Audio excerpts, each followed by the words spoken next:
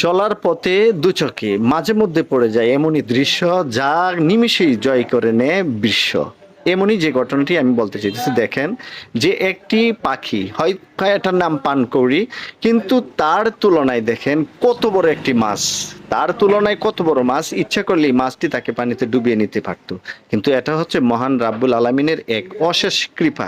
দুনিয়াতে এরকম অনেক নজির আছে যার শক্তির চাইতে কয়েক গুণ বেশি ওজন বহন করতে পারে, এমনই একটি ঘটনা। এটা থেকে আমরা অনেক কিছুই অনুধাবন করতে পারি মহান রাব্বুল আলামিনের কুদরত কত বড়, কত শক্তিশালী।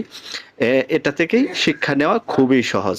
আর আবার অনেকে এই এই পাখিটির দ্বারা দুনিয়াতে মাছ শিকার করেও সে দিনাতিপাত চালিয়ে যাচ্ছে। আপনিও ইচ্ছা করলে এটা যদি সংগ্রহ করে তাকে পুষ মানাতে পারেন, তাহলে আপনিও এটার দ্বারা আর্ন করতে পারবেন, ইনকাম করতে পারবেন। দেখেন দিব্যি কেমন ভাবে